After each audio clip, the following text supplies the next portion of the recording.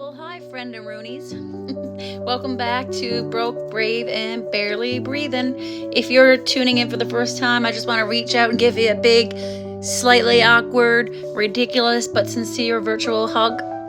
There we go. And if you're returning, I see you, I appreciate you, and I still haven't folded that basket of laundry behind me there. I'm just kidding. I ain't showing you my real house. This is a virtual background because my house is a mess. Anyway, today's episode is called The Weight We Carry, Chronic Illness and the Invisible Impact It Has on a Family. Like our family of 5.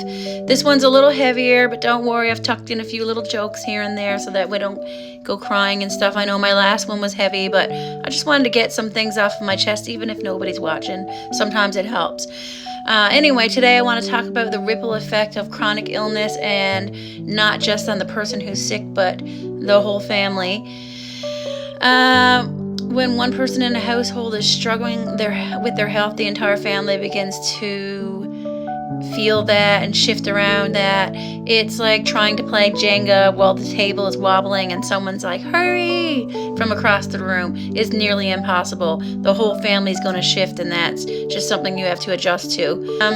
Let me walk you into our world for a minute. So my oldest daughter is 20, and she was born apparently healthy, but not long after she started having pain in her legs and trouble running and what we thought was asthma, and she wasn't growing the way other kids were.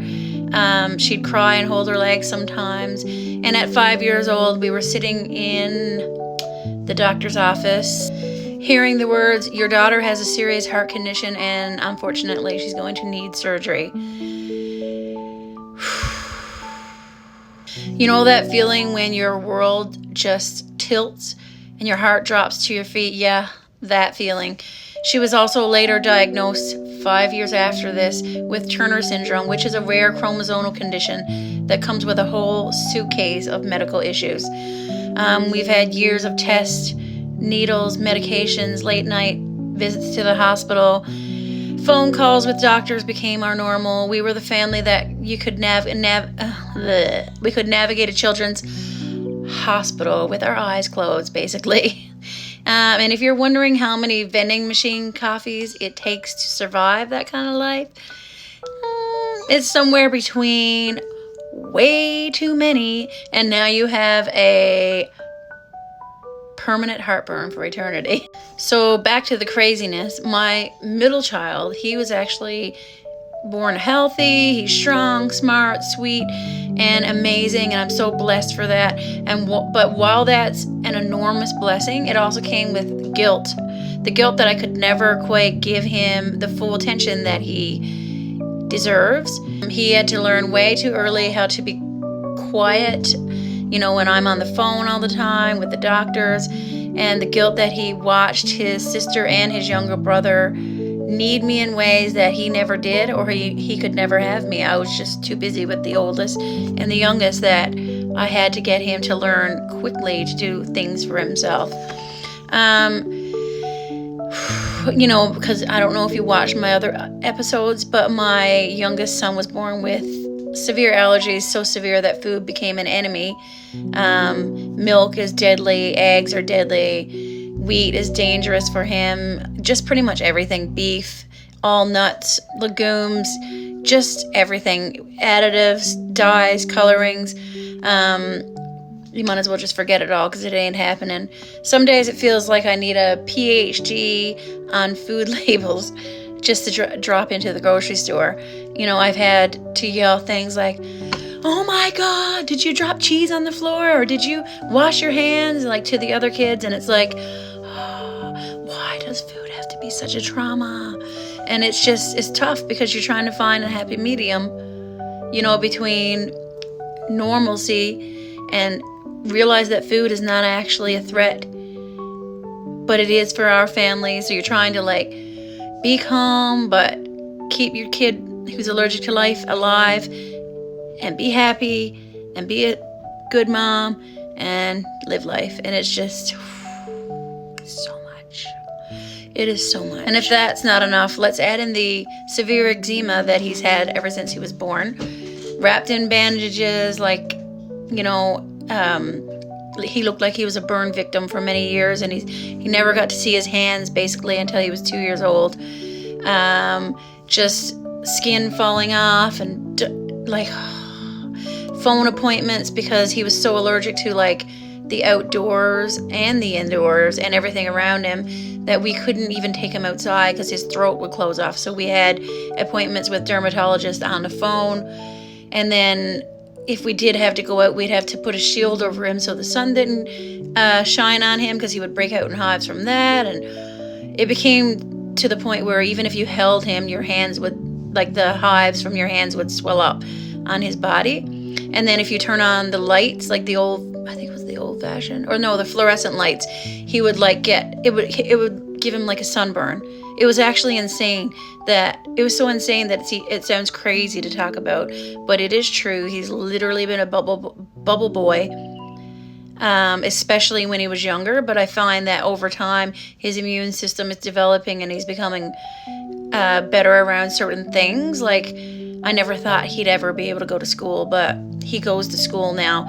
And I'm not saying that going to school is easy in any way, but he does get to go. Whether he brings his own food, he brings his wipes, he brings his home hand soap, and then they keep him away from the food and whatnot, and it works. So I'm very thankful that we're able to do that. Coming from living in a complete bubble, I feel like we have some normalcy and we can go outside and things like that. But he does still have the severe eczema and many, many, many, many severe allergies. And if that's not enough, he also has high functioning autism.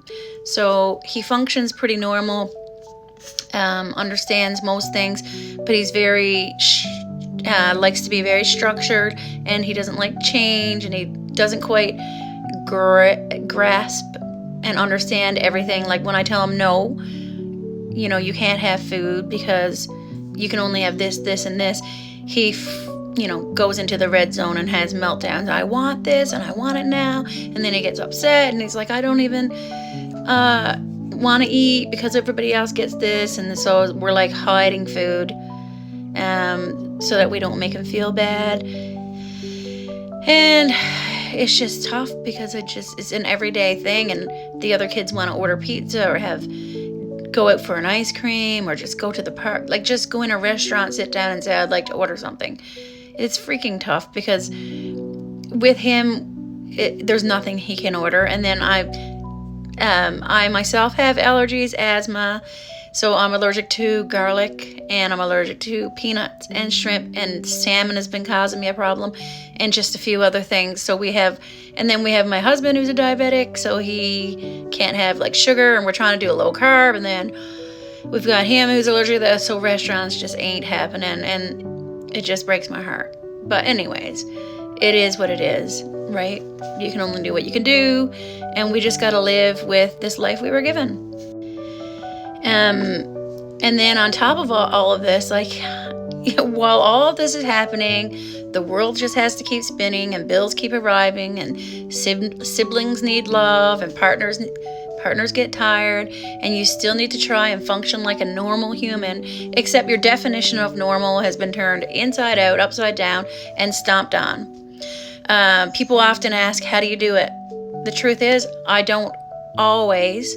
Sometimes I cry in the pantry next to the gluten-free crackers and the dairy-free chocolate chips and the things that, whatever, you know what I mean? And then sometimes I yell, sometimes I laugh at wildly inappropriate times, and everybody looks at me like, okay, but that's just what trauma does. Most days I just do what I have to do because there's no other choice.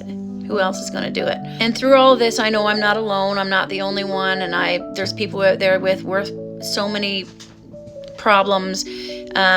So many of you are carrying invisible weights, illness, pain. I see you. You are navigating an impossible situation with courage, even if that courage looks like messy hair, yesterday's leggings, and Googling, can stress kill you at 2 a.m.?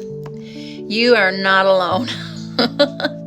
Before I go, I just want to remind you that you are allowed to be tired. You are allowed to be in the bathroom, on the floor, crying and breaking down. You're allowed to laugh even when things feel hard. You're allowed to hold hope in one hand and heartbreak in the other, because that's what brave looks like. If this episode resonated with you, please consider sharing it with someone who might need it. And if you want to support this podcast or my art, please give me a like, a share, a follow. I'm trying to get 1,000 followers on this, so if you want to do that, I'd be very grateful. Don't forget to follow, subscribe for more raw, real, and sometimes ridiculous episodes of Broke, Brave, and Barely Breathing. Have a great day, and I'll see you in the next one. Love ya.